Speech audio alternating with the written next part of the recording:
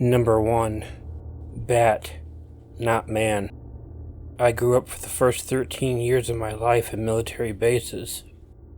So after that, when my family moved out to the country, it was just like a whole new world to me. We lived in a very rural area. I loved it because there was such a feeling of loneliness about it.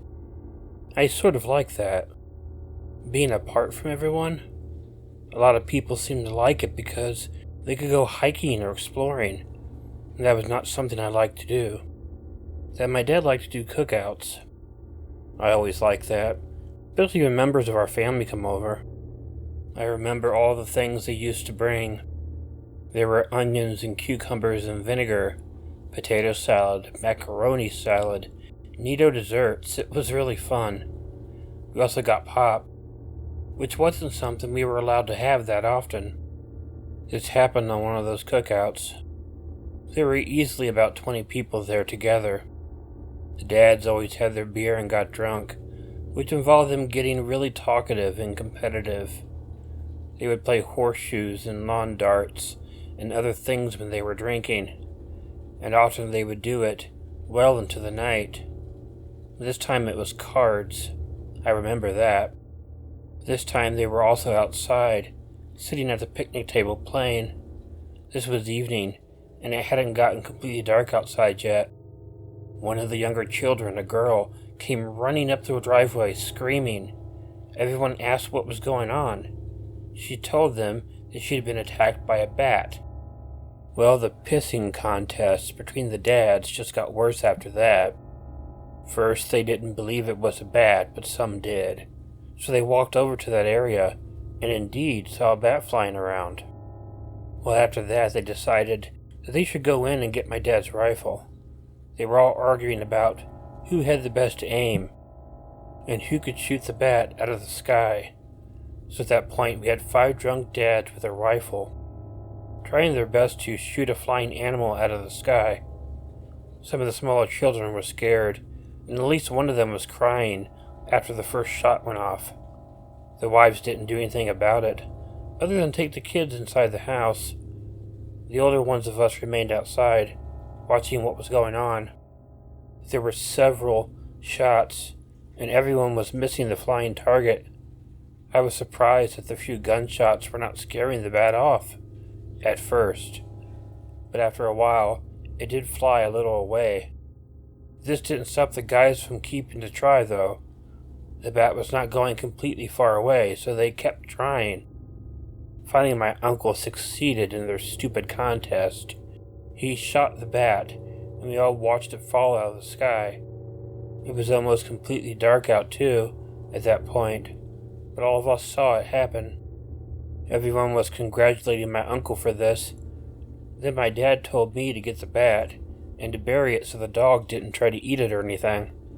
I didn't want to touch it either, so I went back to the house and got a pair of pliers. I went over to the area I knew the bat was shot in. I was looking through the area using a flashlight.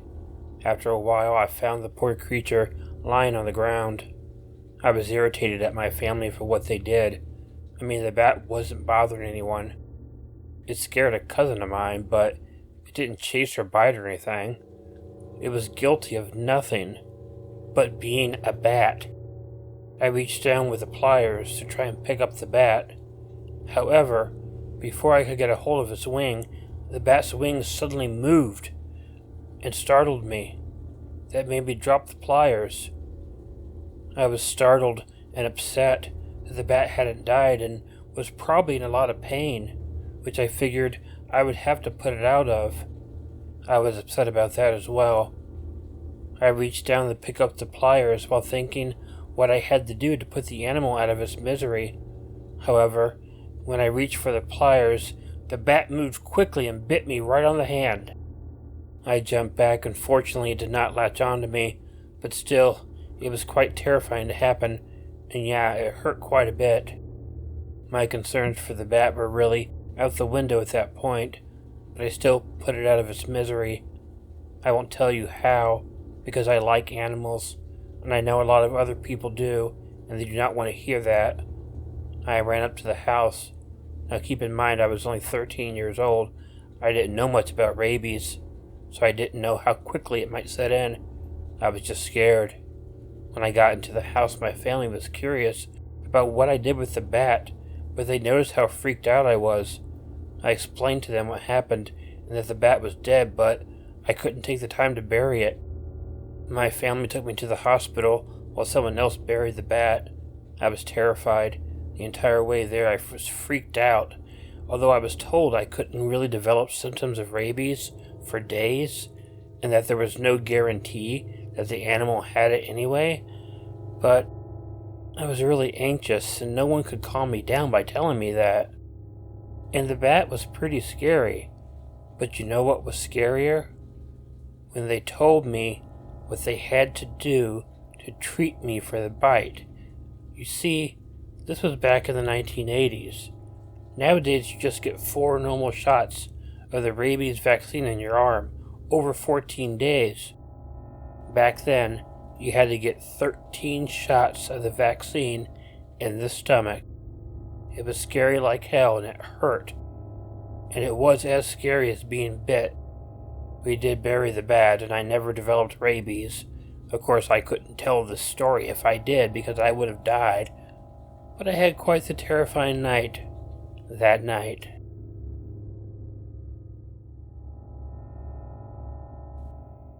Number 2. Cousin's house. This happened to me right after high school. I was going to Princeton for college in the fall, and I wanted to have a nice and relaxing summer before doing that. I had one cousin whose family was pretty wealthy, and they had a house with a big pool behind it. The house was out in the country, far away from anyone. I guess when you're wealthy, you can sometimes afford that sort of thing. Well, my cousin also had a DUI and wasn't able to drive anywhere, so having me come and spend the summer with her helped her as well. I was able to drive her car, a Jaguar, for the summer, so that was a good thing for me. As much as I was looking forward to the pool, for some weird reason I did not bring my swimsuit with me. So the first day I was there, I went to a surf shop to get something. Now, I didn't really have a lot of money back then, and the money I did have had to be going for college, so I couldn't waste it. The cheapest swimsuit I could find that I liked was a shiny blue Speedo. I had worn Speedos a lot because I was on the high school swim team, and I have to admit I always got a little turned on by wearing Speedos, but that most likely didn't factor into my decision, I think. When I went to pay for the Speedo, I got a little annoying feedback from the cashier. He was sort of teasing me for buying the Speedo instead of getting board shorts. Well, it was a surf shop that I bought it from. Surfers don't wear Speedos, which makes me wonder why the shop even had them. I like them.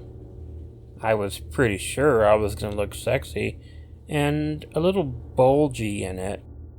In the right place, of course. Their house was amazing. I had a lot of rich family members, but unfortunately mine wasn't one of them. But let's get back to the house. It was a big and neat mansion out in the country. It was huge, had 2 stories, a huge attic and basement. There were tons of rooms, and the room I got to stay in was luxurious. It was going to be a really neat summer. But I will tell you a little bit more about that by the end of the story. I should get to the scary experience that both me and my cousin had. It was really terrifying when it happened. One thing about the house that several rooms had fireplaces and chimneys, but they really didn't use them that often. I loved swimming in her pool, and I quickly discovered that buying the Speedo was a really good idea. She almost exclusively had gay friends, and since I had a swimmer's body and a really snug and shiny Speedo, I got a whole lot of attention from those guys, and I really liked it.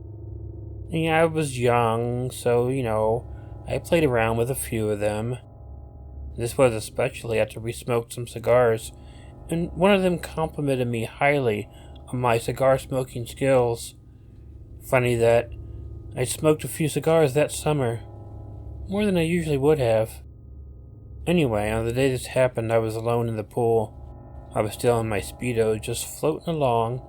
It was nice. Well, that wasn't until I heard my cousin screaming from outside the house.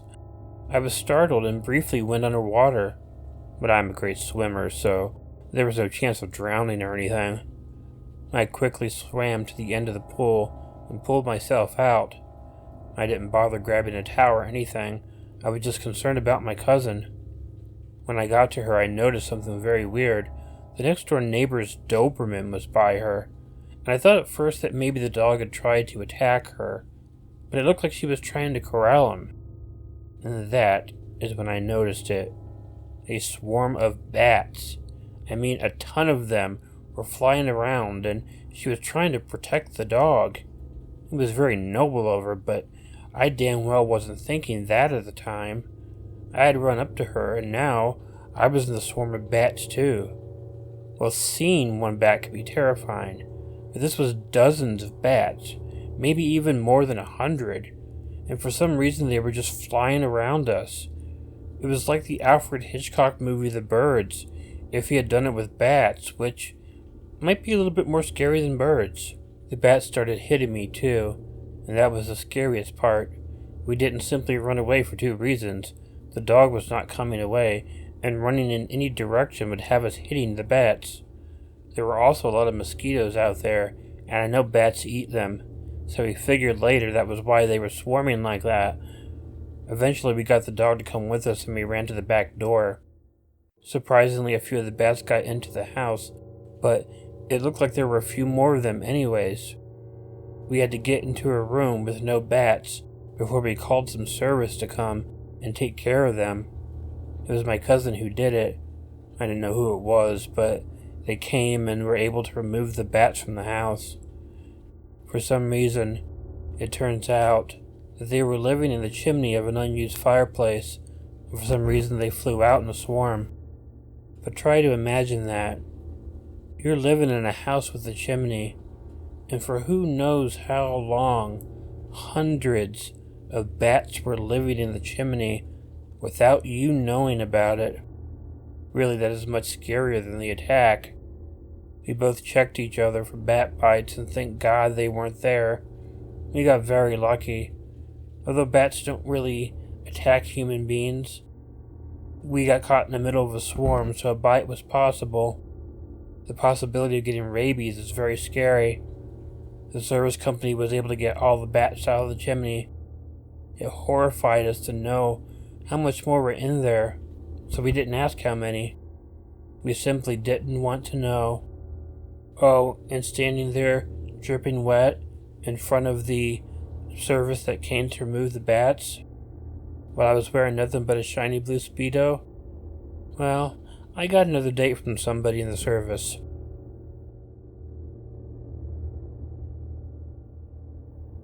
Number 3. Buddy. This story might be a little sad for some people who love animals. I felt I should get that out of the way before I tell the story. I used to live out in the country. Well, I was born and raised in the country, but where I lived was not one of those places where the houses are all far apart from each other. We actually lived on a dirt road that was made specifically by 5 families. There were 2 families who built houses there, and there were 3 that had mobile homes.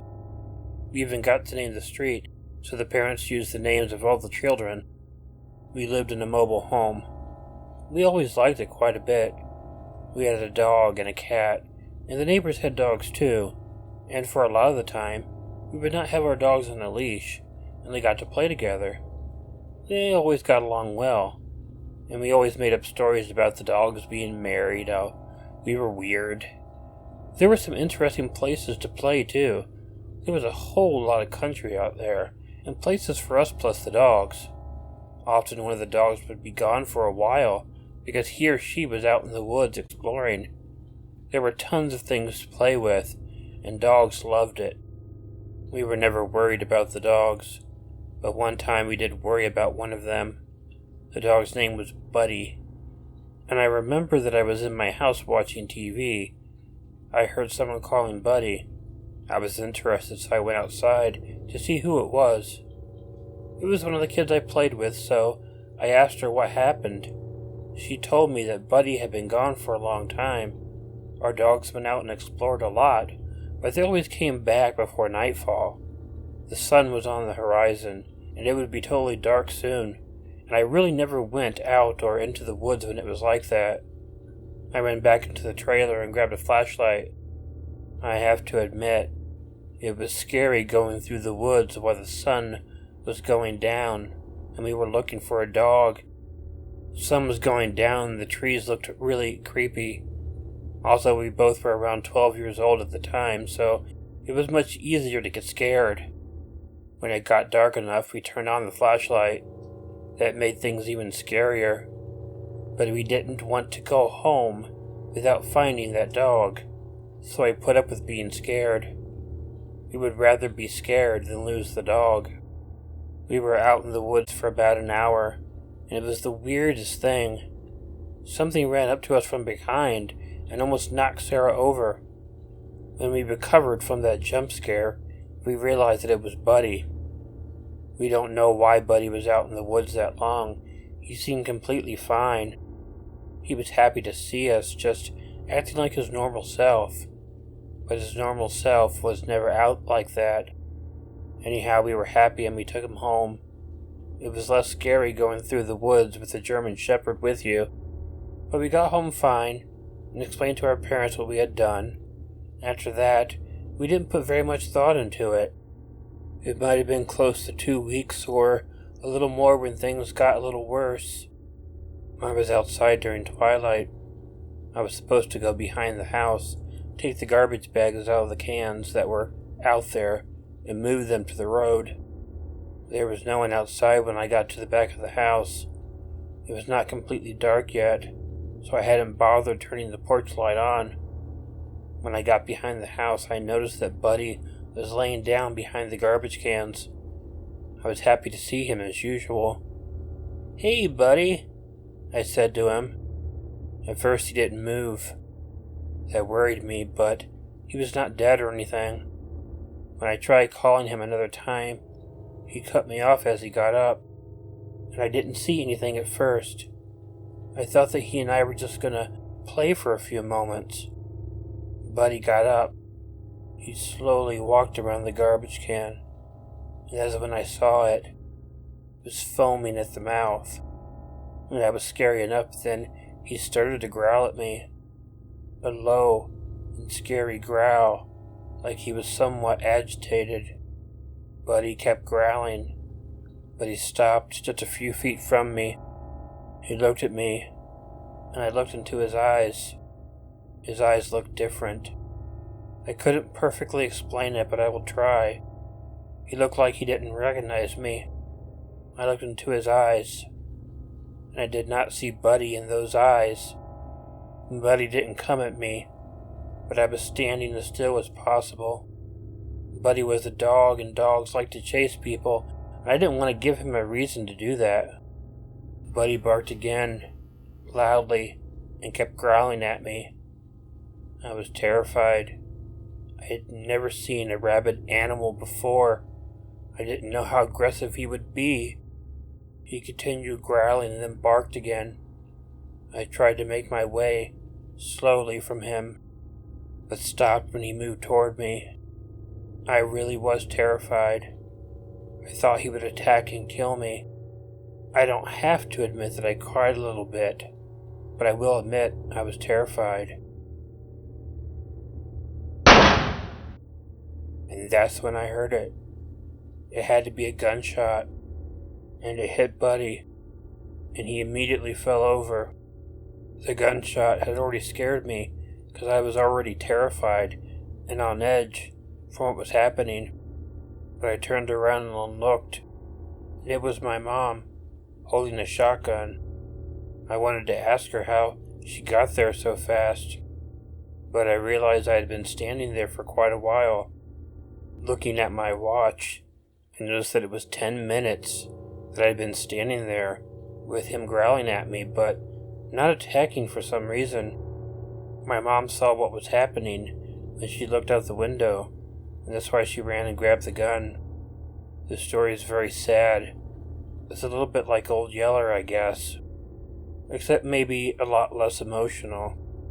But don't think Buddy was a bad dog. He was a good dog. He just had a bad thing happen to him.